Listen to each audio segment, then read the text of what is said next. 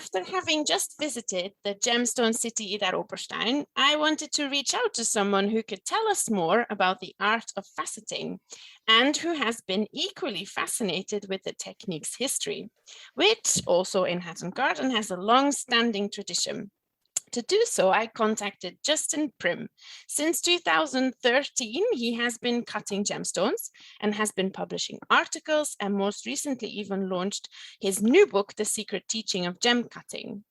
Justin, originally from America, has traveled the world and is now living in Bangkok, where if he is not faceting, writing, or recording fantastic videos for his YouTube channel, he's likely teaching others at the Institute of Gem Trading. So to discuss his love for and the art of faceting, his research and practice, I'm excited to talk and welcome Justin Prim. Welcome, Justin. Thank you. Thank you so much for inviting me. I'm happy to be here. Justin, so to start, could you tell us a little bit about yourself and what you do? Yeah, definitely. I think you summarized it pretty well. I'm an American guy who's been cutting gemstones for a bunch of years now. And I started cutting stones right around the time that I turned 30. I guess I must have been having like an early midlife crisis because I moved to a different city across the country, and I changed my job, and I changed really a lot of stuff about my life at that time.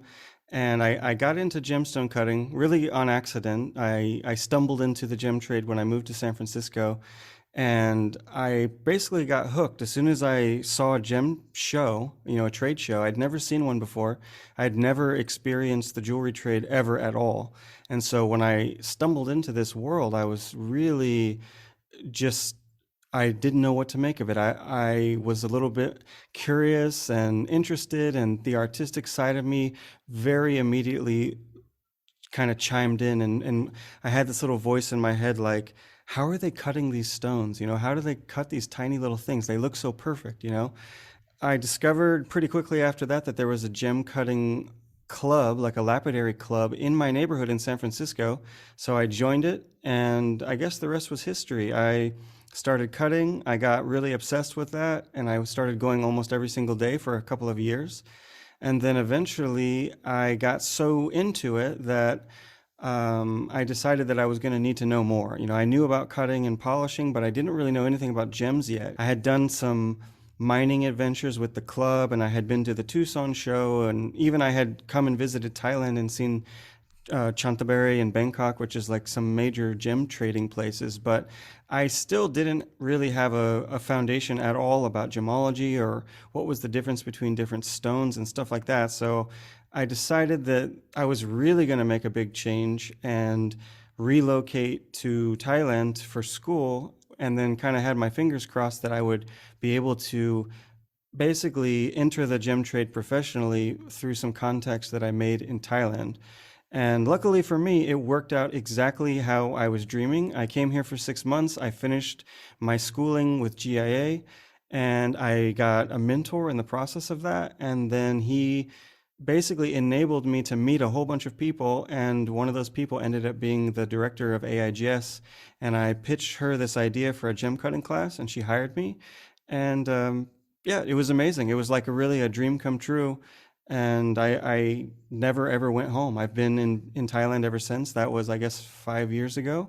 Yeah, it's just been a crazy adventure. And the deeper I get into the gem trade, the more exciting and satisfying it has become. Now, just to clarify something, for any listeners that do not quite know what faceting gemstones is, could you describe the process? I think if you haven't seen a lot of gemstones or you haven't really looked closely at them, it might not be completely obvious that there's different ways of cutting the stone. So the most simple and I guess the most traditional way would be just the cabochon. So cabochon is like a dome. It's a smooth, rounded top shape. It doesn't have any flat sides. So that's how I started. I learned how to do the cabochons, and that way is pretty easy to do. I mean, people were doing cabochons already 40,000 years ago. So it's really old. It's older than farming, actually. Which I just love the idea that, some hunter-gatherers were, taking stones that they found and just rubbing them against rocks, and, cabochons existed. So, but anyway, that's cabochons. I started that way, but eventually I knew I wanted to evolve into something a little bit more complicated and sophisticated. And so the faceted stone is usually what we see in most jewelry, most high-end jewelry. So we have all different shapes, but the distinguishing feature is that there's these flat faces all over the top and the bottom of the stone. So these are the facets. So the gem cutter, the faceter, is the person that's cutting those stones, and we're looking very critically at the shape of the rough stone, and then putting different facets in different places to reflect light to make a beautiful pattern, so that when we look at it, our eye sees a symmetrical pattern, but also those little facets are actually working like mirrors inside the stone. So they're sending the light that goes into the stone back to your eye. So when you see a faceted stone, or if a diamond is such a good example, because pretty much all diamonds are faceted. You won't find a diamond cabochon. So every time you see a diamond, you see all those twinkling, sparkling lights coming back. That's from the faceting. So if you didn't cut the diamond in that way, or if you didn't cut a colored stone with facets, it wouldn't be able to sparkle like that. And that's why when we see cabochons, they can be very beautiful for the color, but they don't sparkle. They mostly glow. So that's how I like to distinguish them. One of them sparkles, one of them glows. And for me, I was always really attracted to the faceted stone. There's something very geometrical and not necessarily mathematical, but it looks mathematical when you see it. And I was always intrigued by that. So once I started doing it, I got hooked. I fell in love with it. And really now I haven't done a cabochon in years, but I'm faceting stones all the time. So it's definitely like my life work right now, I guess. You started cutting in 2013, and since you have also traveled the world to learn more about the trade, so not only did you want to learn the technique, you really wanted to see where it's come from and who else is practicing it and what's history behind it. And you worked in the school in Thailand and started publishing on the topic, but what brought the fascination on? Yeah, well, I don't know specifically. I mean, I think we can put together some pieces. I mean, before I was into gem cutting, I was already very much living an artist lifestyle. I had been playing music, I had been into sewing, doing different kind of crafty or buildy things. So I already had this side of my personality that was very much hands-on, creating stuff and trying to figure out, what my place in this world was and how I was going to make a living and just be comfortable doing things that I like to do. So the idea of the gemstone cutting appealed in that way. It's very much a traditional art form. It goes back a long time, but it's something that's still very much in the world today. You can become a gem cutter and buy and sell gemstones and make money, and that can be your living and everything like that. So all that stuff was very appealing to me and still is. But I guess I don't know if there was already a precedent for my interest in history before this. Really, my historical knowledge and journey started when I started gem cutting. And it was really after I moved to Thailand. I read a book that was about, it was a smaller book about the history of gem cutting, but when I read it, I was completely unsatisfied. Like I loved the book and I still love the book. I'm so happy that that book exists, but it's like reading a Wikipedia article. Like it wasn't the full story. And as soon as I read it, I was like, okay, there's a lot of unanswered questions here for me personally. And I don't know why, but I just took it upon myself. I guess I love traveling and I like meeting people. So it somehow in my brain made sense that I could just travel to different places in the world and meet gem cutters and ask them what their story was. And so I guess I got the opportunity to do that. It was right when I first met my wife, Victoria. Not only am I a gem cutter, I'm married to a gem cutter. And so we have a very geeky, gem cutting centric home life. So I met Victoria, and Victoria is from a historical gem cutting region in France. And she's like the youngest master gem cutter that probably exists in the world today. And so when I first met her and we were starting to date, and I went back to France with her to meet her family and stuff, and she kind of like opened up this world to me. I mean, I was already kind of going there to look at some history, but it just so happened that she was such a core component to that story. Like she was really from that place, this place in France called Jura. And it doesn't really exist anymore, but it's like an old-fashioned gem cutting center from the from the, let's say, the 1700s up until about the 1950s. And since then it's kind of dwindled. But we went up there and we saw this museum, and, we met an old gem cutter and saw some old technology. And then we just decided, okay, we're going to drive up to Idar Oberstein and see what's going on up there, because I know that Germany has such a big role in the story of European gem cutting. So we went up there for about a week and we met some gem cutters and saw some more museums, and just, I think after that trip, that was about a month, and I got so, I guess if you're looking for some treasure, whether that's physical or historical, when you find it, when you find a little bit of it, you want more, right? And I got a huge taste of what I was looking for when I saw both Jura and Idar Oberstein. And also we went into Geneva, which has its own, gem cutting history. So these 3 different places we saw on this trip. And I came home and I instantly wrote a summary of the book that I was going to eventually write. I wrote that, I turned it into a PowerPoint, and I immediately called the director of AIGS. This is actually how I got the job. I called her and I said, I just got back from Europe. And we had already set up a meeting for when I got back from Europe. But I said, I just got back from Europe. I just put together this PowerPoint of this history article, and I just want to come in and pitch it to you, just so you can see how I am as a teacher and as a speaker. And she said, oh, okay, sure. She had no idea what to think about that. And I had never even done PowerPoint before. Like, I think I was 31 or something at that point. I've never made a PowerPoint, but I had made some videos, and I was a graphic designer before, so I knew how to make something attractive. And I came in and I pitched her with this PowerPoint. And this is like a 500-year history that I had thrown together from the excitement of my trip. And the whole staff was just blown away. They were just like, whoa. They're like, how long have you been doing PowerPoint? I was like, this is my first one. And they were just like, what? That was a pro. So like, you're hired, you're hired for sure. So that was the beginning of the history. That was now 5 years. So since that time, basically, I've just been self-funding this whole project. So every time I get a chance to go on vacation, if I get the rare chance to get a funded trip somewhere, like someone's invited me to come do a talk, like I got to do that a few years ago in Munich.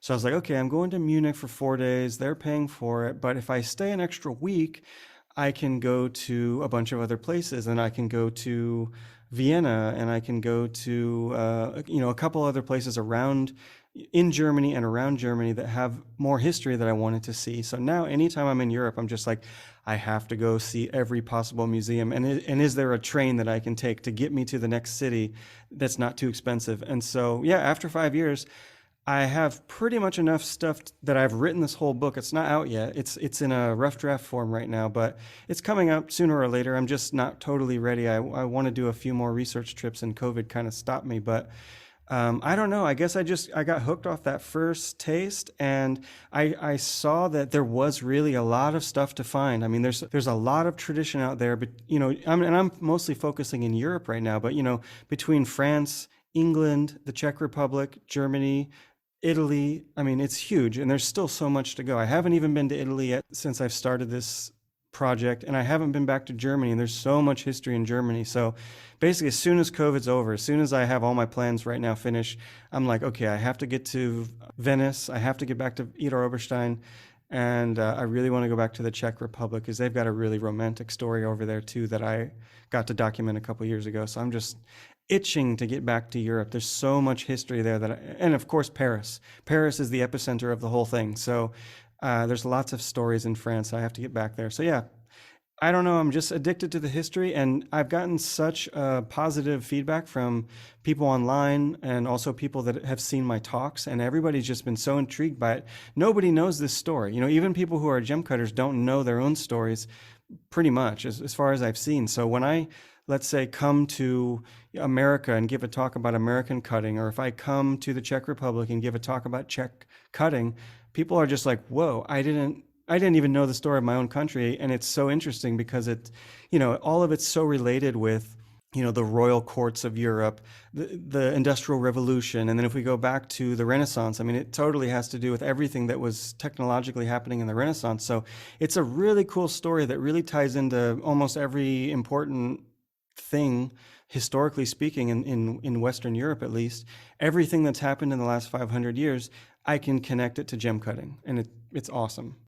You mentioned it on your Kickstarter page. In fact, this world is usually a very secretive world, so perhaps it's not as surprising that people might not even know as much of the history outside of their own. Have there been any barriers then on getting this information? Probably, I would say there's not been many. The biggest barrier for me is that I live in Bangkok and all of the stuff I need to go see is in Europe, so it's not so easy for me to just fly. And of course, there's a language barrier. You know, going into Germany's pretty okay, and obviously London's okay, but going into the Czech Republic, there are not very many gem cutters that speak English. You know, even in Thailand, there really are no gem cutters that speak English. In France, it's 50-50. You know, there's a lot of people in the gem trade in France that speak English, but there's a lot that don't. So finding, you know, and especially when you want to talk to older people, like for me, I'm always looking for people that are really old. You know, I want to talk to people that are 80, 90, you know, 70, 60, whatever. But the older the people, and you know, if they're not from an English speaking country, the less chance that they're speaking English. And also a lot of the literature that I'm looking at, a lot of it's French. You know, if I'm looking at the Czech story, then obviously everything's in Czech. If I'm looking at Thailand, everything's in Thai. So, and I don't speak any other languages than English. So Google Translate has become my best friend. Archive.org has become my best friend because there's so much old books on there that you can just download as PDFs. I can put the PDF straight through Google Translate and, you know, it's somewhat readable. And then if I have some friends, like my wife's French and I've got some German friends and some Italian friends and some Czech friends now who can help me translate when I really have a phrase that I can't understand. But mostly it's been great. I mean, even the grumpy old cutters that I've met have actually been quite flattered once they get past the initial shock of the fact that I'm here to, you know, kind of absorb their secrets and stories. But, you know, a lot of the older gem cutters who came out of an apprentice system, you know, they did come from this older generation where things were more secret, but now they also understand that we're in a new generation and they haven't at all adapted to the generation. You know, not speaking about everybody, because some of them have really well, but, you know, there's a few gem cutters I've met who are just exactly how you would imagine them to be. They're old, they do things the old way,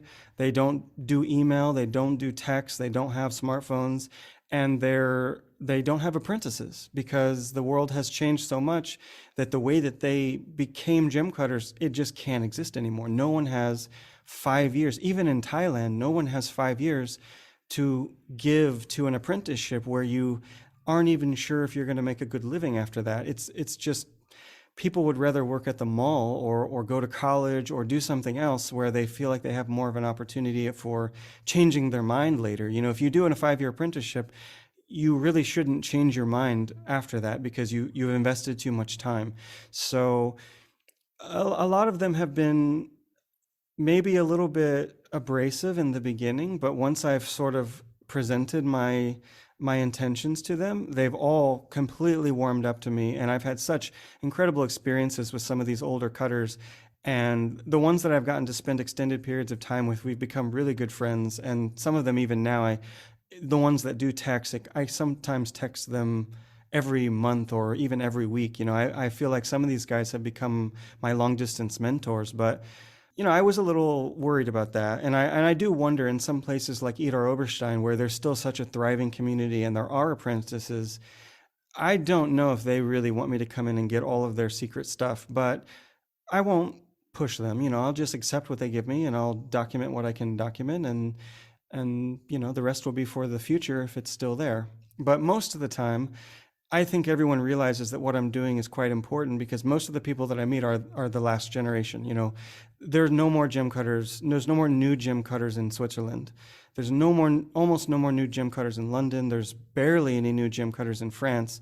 Germany's a bit different, and Czech is also, they have a school still, so there's a few being trained. But in Europe, gem cutting is a dying art, and the old masters, they know that, and they know that what they learned through so many years of, you know, repetitive trial and error with their master cutters, their mentors, you know, it's going to get lost. And if someone doesn't document it, you know, people, especially now in the time of COVID, people are old and there's COVID. It's so scary for me. Like some gem cutters that I wanted to meet have already died in the last 2 years. So I'm just, I am urgently trying to get out of here. And when I meet them, they also understand like it's okay if we reveal the secrets now, because otherwise they're going to go into the grave, and the future gem cutters of the world just will never know what happened. You know, and they won't know that specific way that those cutters cut. To me, it's really important.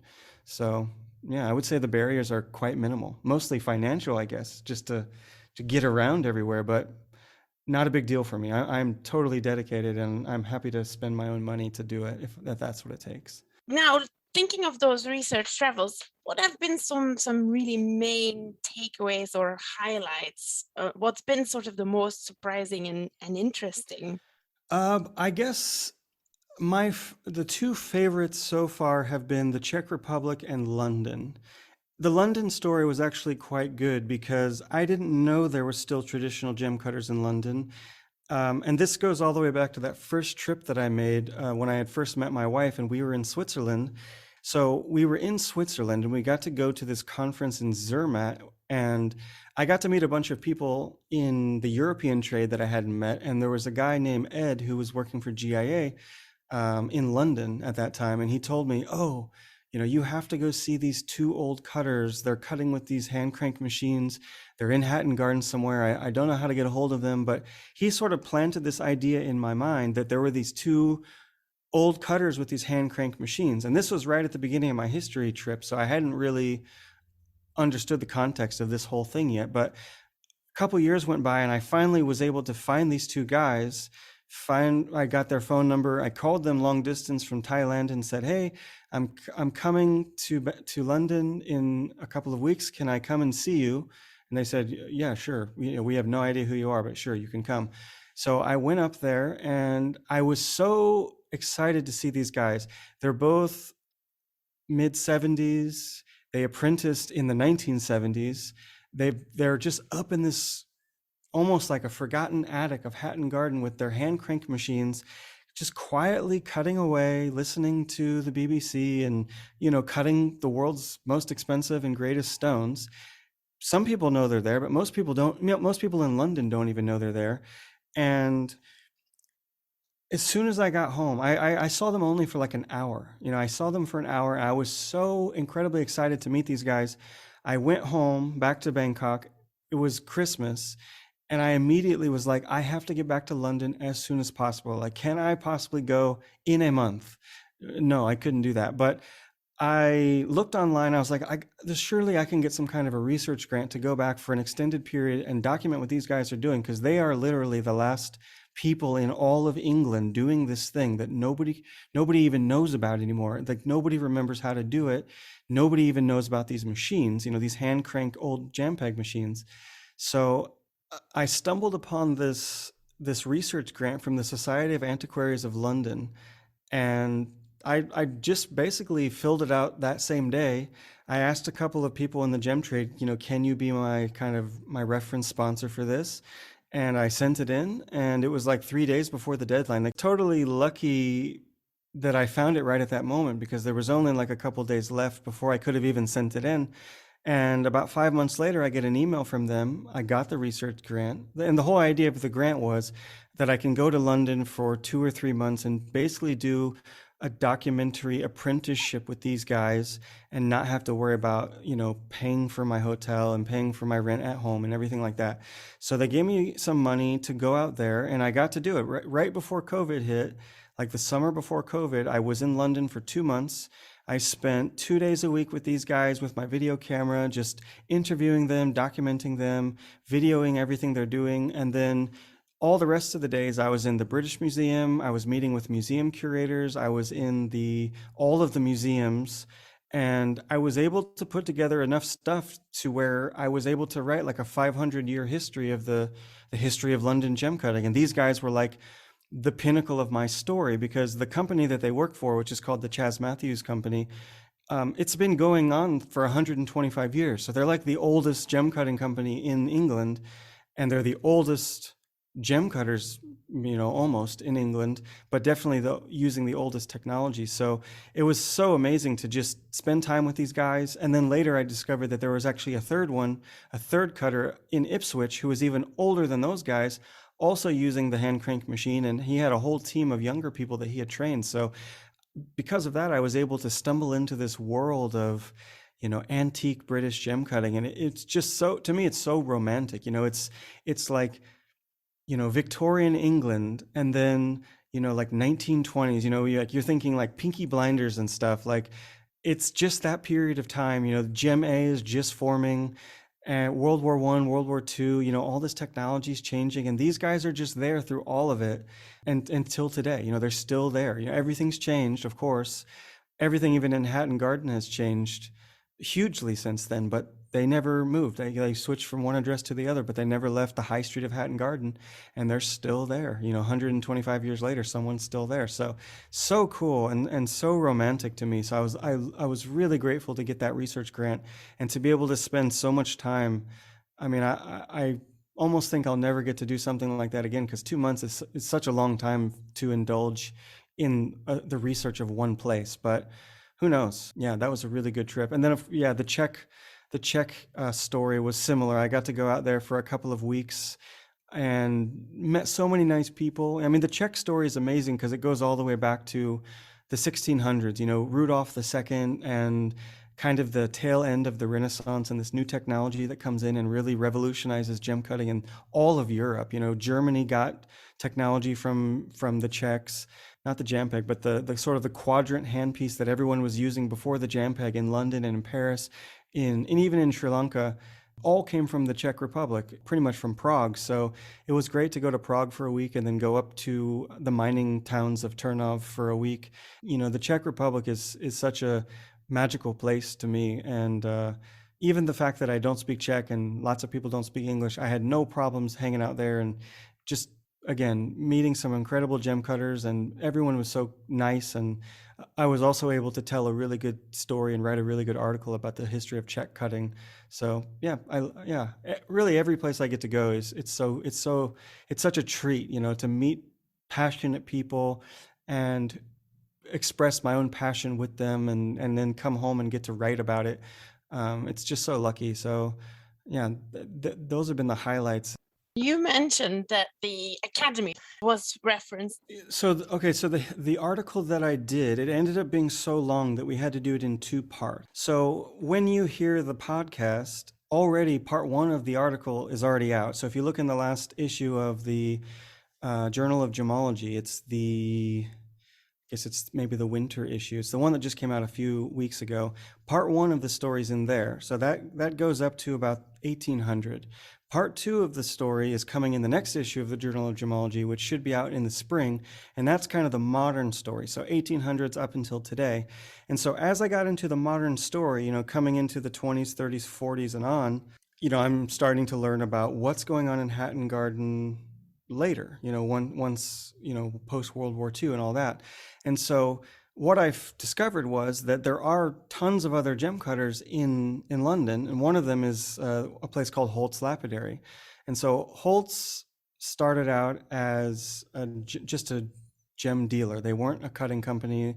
And in the 40s, they opened a cutting workshop, and they've been cutting ever since then. And then fast forward until, I think, the early 2000s, Holt's started this thing called Holt's Academy, where they started to train gem cutters using modern machines. So they're not using these old JAMPEGs like the traditional London cutters, but they're looking more at the modern stuff that's coming out of America, and that has been in Britain, since the 40s, 1940s.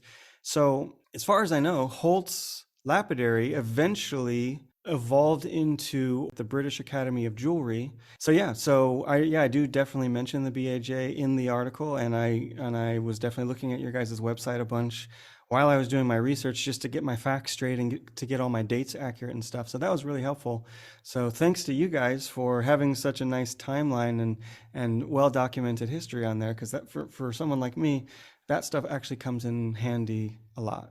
I also wanted to ask one other follow-on question in terms of your interest in the American practice. There's a lot of competitions and a lot of designing going on. Are you happy to share a little bit about this side of things? I'm really interested in the American story right now. After spending 5 years really thoroughly looking at Europe and really understanding how things have been happening in Europe in the last 500 years with, the way that technology slowly evolves and the way that taste changes as immigrants move around Europe and move into London and move everywhere else. And so, there's a kind of a repetitive pattern of the way things happen in Europe and the way the technology has evolved. And then we look into America and it's completely different. It's probably the most unique story of all gem cutting in the world that I know of right now.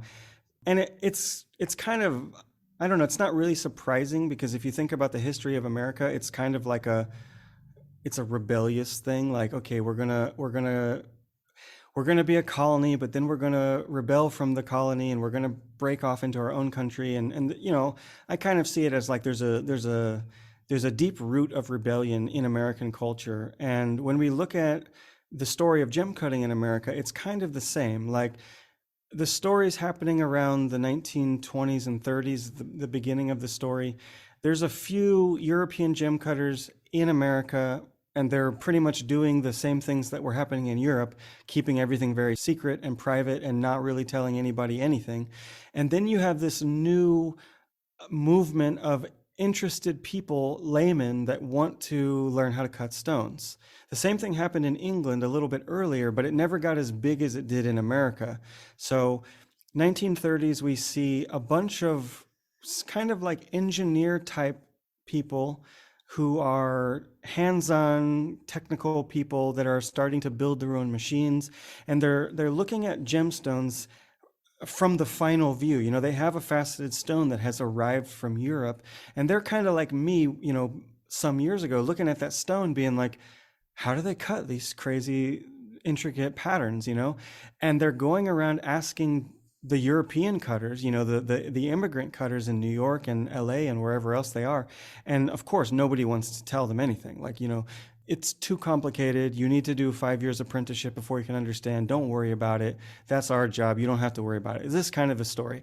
But of course, America being as it is, they're not kind of taking that answer. They're like, okay, well, we're just going to invent it ourselves. So they invented their own machines. They invented their own techniques. And eventually they reverse engineered the whole process and they figured out how to facet stones, which isn't an easy thing to do when you don't have anything. You only can see the final product. And, you're trying to cut something like a sapphire. It's really hard when you don't have the gear, you don't have the techniques. Nobody will tell you what to do. So they really spent 10 to 20 years figuring this out. And in the meantime, they're writing letters to each other. They're writing letters to the magazines that were out at the time about earth science and gemology and stuff. And slowly but surely, this community forms of hobbyist gem cutters, which is what we have today. All of this competition culture and precision cutting and hobbyist cutting, it all goes back to this origin point of like 1935, the first book that ever came out about gem cutting in America. And I'm really familiar with the roots, but it's cool to see how it evolves because it eventually inspires everybody else. When we look at the whole story today, I mean, if we look at the gem cutting culture, especially online, there's gem cutters everywhere in the world. It's not just America, it's not just Europe. There's people all over Europe, all over Africa, all over Asia, all over North and South America. Really every continent in the world has gem cutters using these American style machines that were being pioneered back in the 30s. Because this grew up as sort of a hobby culture that eventually turned into a competition and, a way to interact with other people and do these different kinds of shows and challenge each other. It turns into this worldwide community. And once the internet comes in, it gets huge. Like as soon as you can send a picture of a faceting machine from America to Sri Lanka or to China or to anywhere, Russia, of course, they're going to make their own. They see what it looks like. They understand how it works. They build a new one. So, you've got people in the 50s and 60s in London building these types of masked machines inspired from photos that they've seen in magazines from America. You got people in Australia doing it, people in Russia doing it. And then eventually, as we get into the 2000s, and we can ship stuff a little bit easier, we've got machines shipping all over the world from Australia, from Russia, from England, from even some in Germany making these modern style machines. And then, of course, America is the epicenter of that movement. So, and it's so interesting to see how separate it is. You know, this whole narrative of the do-it-yourself gem cutter who teaches himself, and then you can learn from somebody else who's taught themselves. It's completely in opposition to the whole secret apprenticeship system where you do, you know, the father teaches the son, the master teaches the apprentice. You don't tell anybody, you know, you're part of the mystery. You know, it's the same thing with the goldsmiths. They call it the mystery of goldsmithing. And gem cutting's the same. You know, it's the mystery of gem cutting. Nobody knows how it is because it's a secret. Except for now, it's not a secret anymore.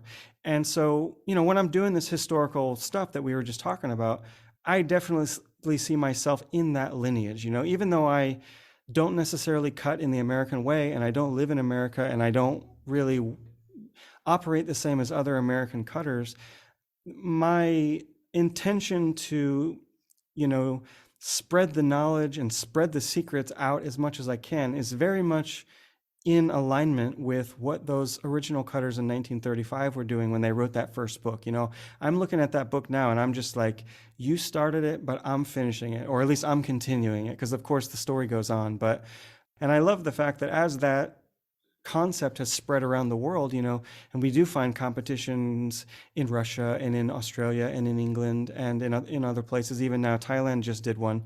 And it's very much an open community. You know, it's a brotherhood or a sisterhood or a family.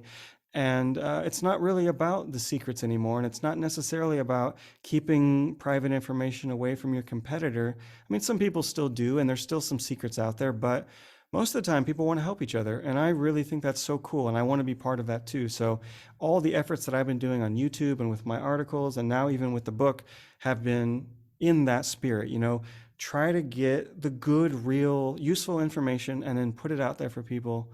And you know, some of it's free, some of it's not free, but it's all there if you want it. So that's my goal.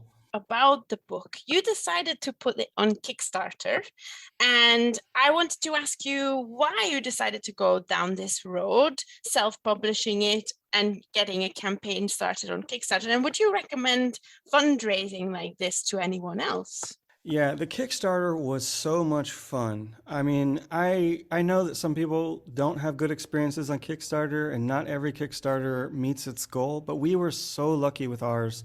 You know, I had this idea of doing the book, and it was very much thanks to COVID that I had the time, you know, the lockdown. I had the time to do it, and I met a graphic designer who also had the time to do it.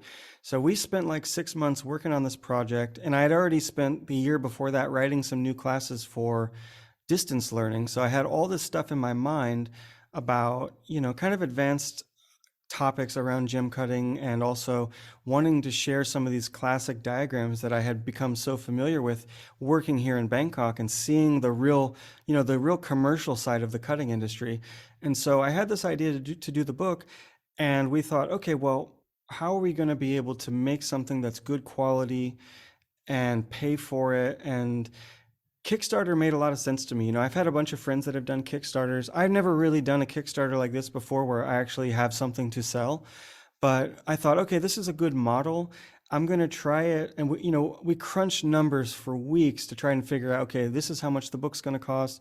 This is the shipping. This is how much Kickstarter is going to take. This is how much the the payment process is going to take. You know, you have to do a lot of research to do a good Kickstarter and not fail and to not screw yourself up. But luckily we did really good. And I was able to find a really, really amazing publisher here in Bangkok. And so, you know, me and my buddy Michael in Pennsylvania, we just spent a lot of hours on Zoom, back and forth on emails, putting together this whole book. And then finally we were ready to do the Kickstarter, and we did a couple test prints so that we had some books to take photos of and to see the quality and everything, make sure it was going to look the way we thought it was going to look. But really we had like 2 books, and we put the Kickstarter up, and my ultimate goal was like, can we sell 300? You know, I priced everything for selling 300.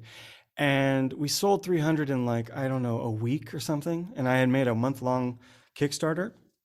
So by the time that the month ended, we had got up to something like 600 books. And I was so shocked and thankful and humbled. You know, it's just so amazing when you put this much effort into a project and then not, it's like if you make a YouTube video and you get a lot of views, or you put an Instagram photo up and you get a lot of views, it feels good. You're like, okay, people are listening and people like what I'm doing. That's great. But when people actually reciprocate your energy with money, it's such a different feeling, because that anybody can just like a YouTube video, but not anybody's going to pay $100 for a book. It's a little bit expensive for, if you're used to just buying a $20 or $10 paperback. It's a hardcover, nice full color book. It's $100, and I was worried that maybe people were going to think it was too expensive, or it wasn't worth it, or I just never done a book, so I wasn't sure of my own value at that time, and it was just so awesome to see it, erupt in the way that it did. And so we ended up printing 1,000, and we've already sold 750. So we're almost thinking about, gosh, do we have to do a reorder before the Tucson show? Because maybe we're going to run out before then, or run out in the show. But I would definitely recommend this again for anybody who wants to do a book. I think it's a great idea. And even now, I'm already thinking about doing it again, and I'm talking to a couple other people, because now we have like this sort of publishing company. We've made this name for the book company, and we have plans to do more books under that name. So I thought, well, I've got a couple other friends that I know have solid book ideas. I will be happy to put out other gemology related books for my friends through a Kickstarter. There's not really a risk. The only risk is if the Kickstarter doesn't win. And then the only risk is your time, because of the fact that we don't have to put in, $20,000 or $30,000 up front to get all these books printed, and then another, $20,000 to ship all the books. It's really expensive to make 1,000 books and get them around the world. But if everybody pre-orders through the Kickstarter, or just through some other pre-order method, then it's pretty easy for us to really judge, okay, does the book have interest? How many do we think we're going to sell? How many can we print? And make sure that the budget is correct before we, invest too much into getting a bunch of stuff printed. Because of course, once you print the book, then it's on you to sell it. So if you print 1,000 copies and you only have 100 people that want it, well, you might have made a mistake there. Maybe you should have only printed 100, and maybe you just don't make too much money. But I think it was great. And I think for anybody who's thinking about it, take the time, make it look good, get a graphic designer if that's not your thing. For me, I knew I was going to be able to write the book, but I knew I wasn't going to be able to lay it out in the way that I wanted to. That's just not my strong skills. So I met the graphic designer, who was happy to help, who was also a gem cutter. So that was really good.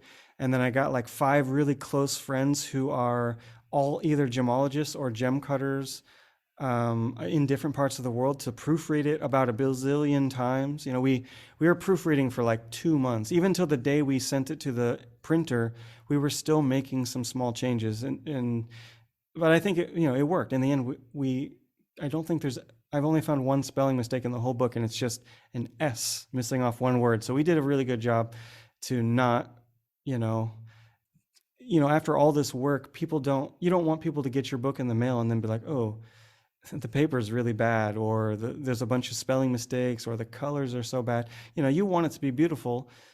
So, it's important that you take the time and make sure that the product is good. But I think once you know the product is good, the Kickstarter is such a great way for someone who's small like me, who doesn't really have tons of money to invest in a big project like that, to actually do a big project, because now it's done, and I can do another one, and we have a little bit of a nest egg of savings that we can actually do another book. And maybe we don't have to do a Kickstarter next time, but it was fun to do it that way. And the Kickstarter is really good for making hype. It's really a hype machine, and you've got this timeline countdown. It feels very exciting, and other people then get excited for you. So it's really cool. It's a cool format. And I would definitely do it again, and I would recommend it. I also wanted to ask, during the pandemic, you of course started delivering more online, began speaking to other cutters in the weekend, for example, conversations which are then streamed live, and you started really adding content to your YouTube channels. Could you tell us a little bit about this digital component to teaching and sharing this very hands-on practical knowledge? Yeah, so this was very much thanks to the COVID lockdown. Before COVID happened, we have a gem cutting school here in Bangkok, and I was just working there full time. We were teaching students and doing different things. And once COVID hit, we knew the school wasn't going to make it.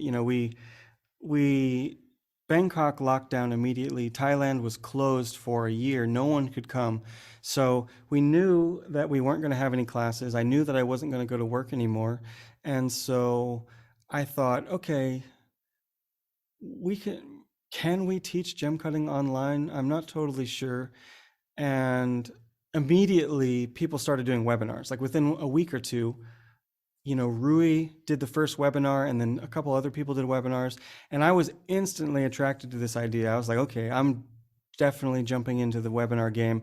And I was one of the first, really, like maybe the second or third person to start doing a gemology webinar.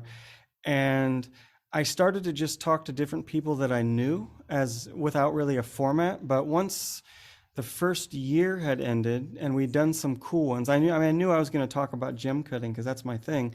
But once the first year was over and we kind of thought about it like, okay, that was season 1 of webinar world, season 1 of COVID life. So then once I started to get into the second year, I thought, okay, let's make this really more of a format. Like I want to talk to different gem cutters. So, okay, gem cutting conversations, that's what we're going to call it. I want it to be really informal. I don't want it to feel like a class or like a seminar. I want it to feel like you're having tea with somebody, next to the fireplace on a Sunday morning, and it's very intimate. And it's me talking to a gem cutter from a different country. So every episode, we're talking to somebody in a different part of the world so that we can try to understand. It's a bit of an excuse for me to keep doing research while I can't travel. I can bring the people to me, but at the same time, share it with everybody else. So every month we talk to a different gem cutter for a couple of hours and just get a look inside of their world. What do they do? How do they do it? What's the gem trade like in their part of the world? What kind of technology do they have? And I was really specifically trying to only talk to professional cutters because I know that most of the people that are online and on YouTube are coming from that hobby world that we were talking about. And a lot of those people are professional cutters too. They learned through the hobbyist community, but then they've transcended, like I have, into being pro cutters. But I really, because there's so much of those people already on Instagram and Facebook, and they're already chatting so much with each other, I really felt like I'm in the unique space to actually bring some other narrative here. Again, what's going on in the Czech Republic, what's going on in Thailand, what's going on in Vietnam, what's going on in these other places where we don't really get to hear from the gem cutters that much. And yeah, I'm really happy to say we've done now 13 episodes of that. And next month, December is going to be the last one before I kind of go on hiatus from webinars. But yeah, we were able to talk to people all over Europe, America, Canada, Asia, Africa. It's been awesome. And just, the stories are so cool because in a lot of ways they overlap, but then in a lot of ways they don't overlap. And, of course, the old school jam peg cutter and the Sri Lankan handpiece cutter and the American mast machine cutter and the carver, they're all doing their own special thing. And so it's very cool for me to be able to like document this, hear the story, share it, but then also, save it. It's up on YouTube. If you want to learn about this technique, or if you want to hear from your favorite cutter who I interviewed, it's up there. And it's, it's long. It's not like, getting them on a 5-minute news spot. It's like, we're going to go 2 hours. So, we're going to do a studio tour. We're going to look at your stones. We are going to get your whole life story in here, for better or worse. If you want to hear all that, it's there. And forever it's documented. So I was super happy with that. And then at the same time that we were doing all that, my mentor, Vincent Pardue, asked me, do you want to co-host one with me? Because he wanted to do one, and he's like the world famous field gemologist that everybody knows from his adventures around the world on YouTube. So he was like, I want to interview all these different connections that I have with people at the mines and gemologists. And so, what he wanted to do was pretty much the same spirit as me, talk to different people in the trade, interview them, and get their story in a really long form.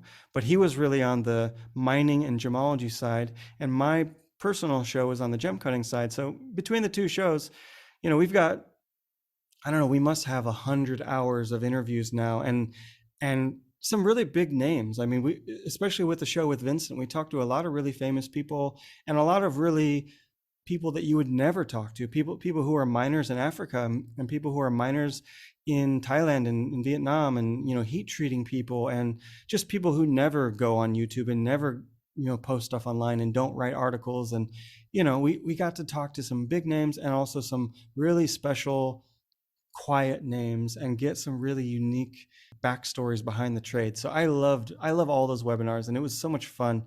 If someone's listening to all of this and thinks, God, this sounds amazing, I want to learn how to facet, where should they go for advice on how they can get started? And is there any top tips sort of real quick to add in? Yeah, well, what we learned in the last couple years, we did end up doing gem cutting classes online, like through the Zoom platform.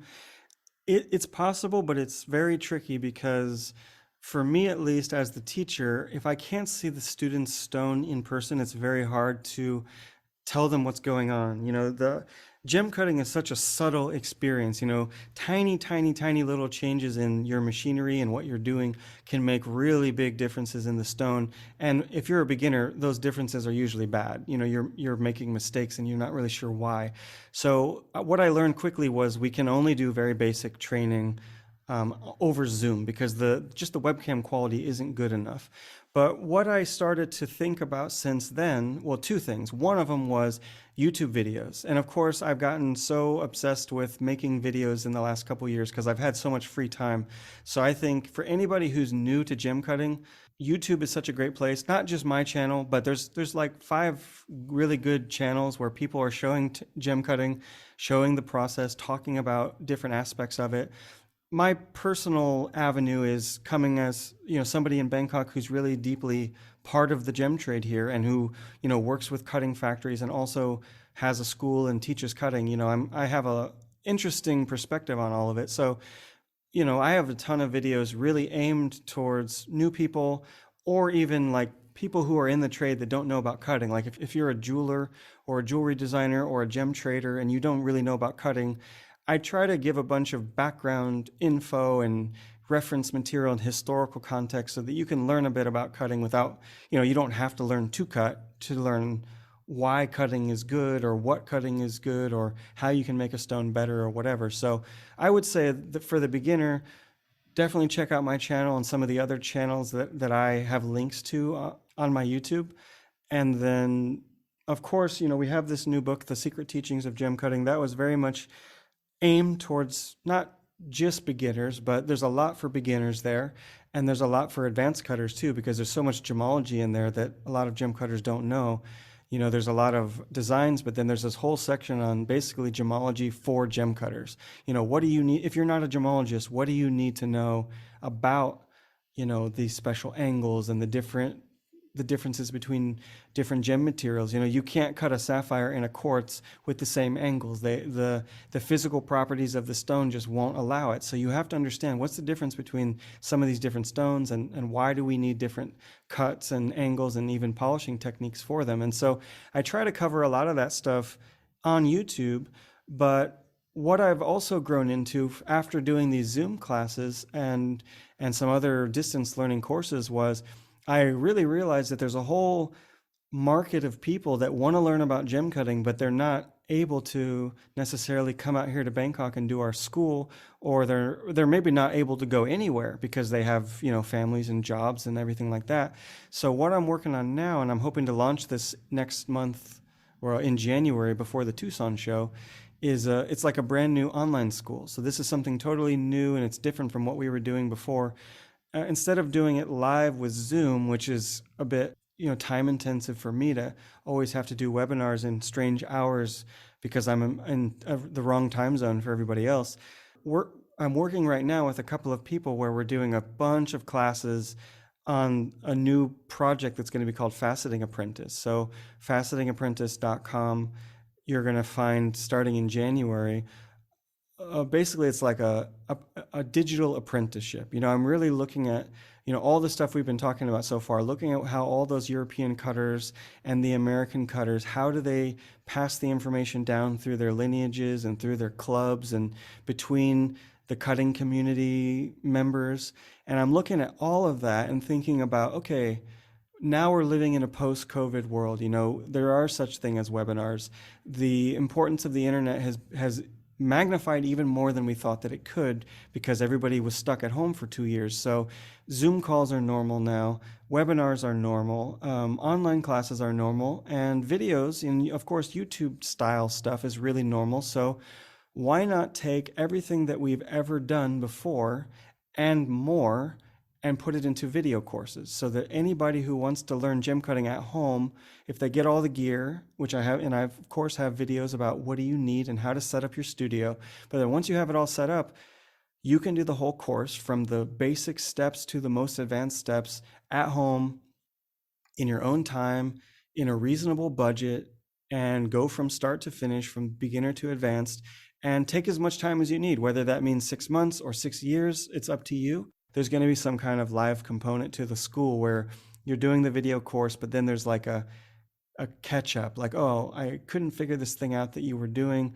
What am I missing? And then I can actually tell them, okay, specifically for you on your stone and your machine, you need to do it like this, or you know, whatever. So, and I'm looking forward to traveling again, because as I meet other master cutters, now I have this platform, you know, the Faceting Apprentice website, where if I meet a master cutter who has this new secret technique, or, you know, really it's an old secret technique, I can say, let me document this. Let me come to you with my cameras, and I'm going to document what you do so that it's not lost. And we're going to make a new class. And that'll just be like another module that you can add on to the apprenticeship that you're already taking. So as I start to travel around again next year, I'm hoping that I can film some classes on the road and add more flavor than just me and my wife and the other team members that we're working with right now, and really get like a universal kind of experience, where it's not just about American cutting, and it's not just about what we're doing here in Bangkok. It's very much about the whole world of gem cutting coming together as a kind of universal course.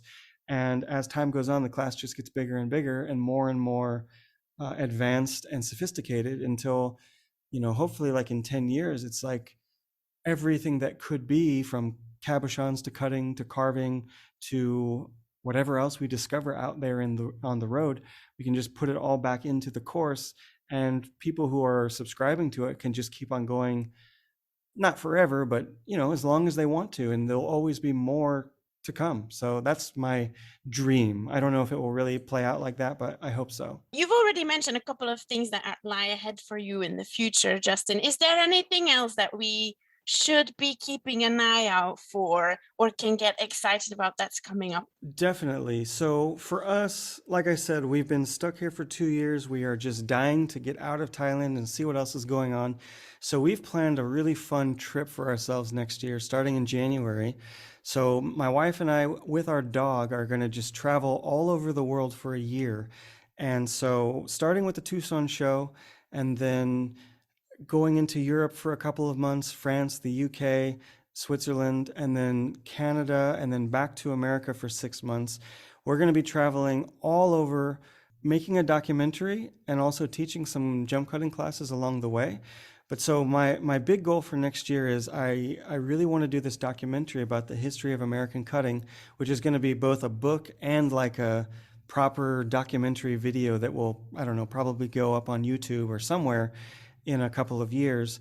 But so we're going to spend 6 months in the US. We bought a car, we got all the camera gear with us, and we're just going to go basically in a big circle, or it's really a big figure eight around the entire country.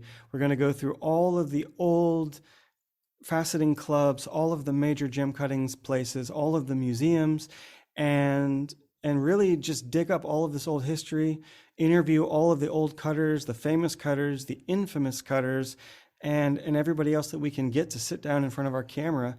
And so by the time we get back home, we're going to have like a bazillion hours of footage to edit through, but we should be able to tell a really good story about, you know, the history of American cutting, you know, like I said, going back to the 1920s, all the way now until the 2020s. So it's like a 100-year story. And I'm really excited for that. So that's going to be a documentary and a book. And then, yeah, I've got some cool stuff planned for more research projects.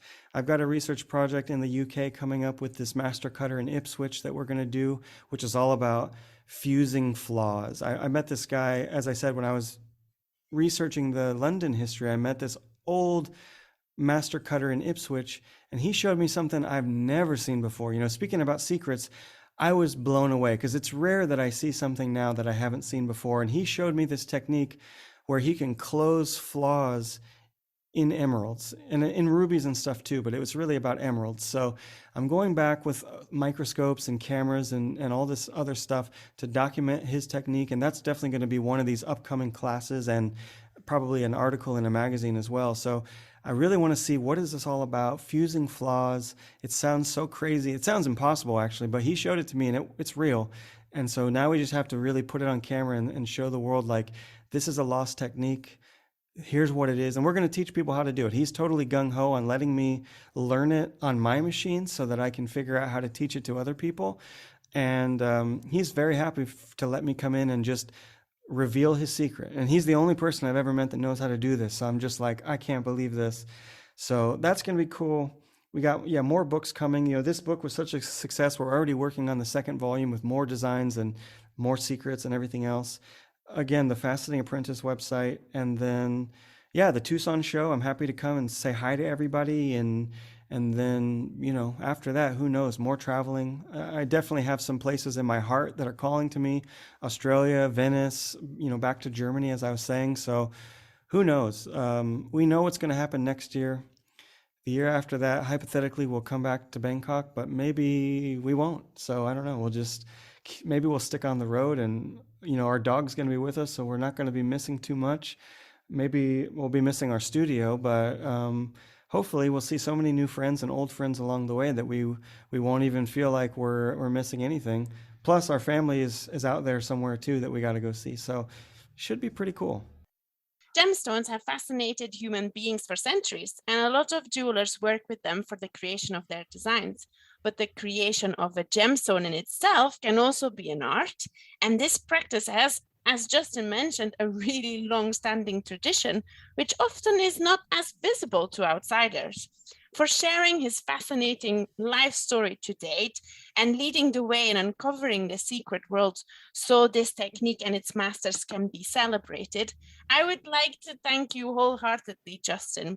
You have and continue to make a meaningful contribution to this field in a variety of manners, and we're really grateful for your videos, your book, your teaching, your talks.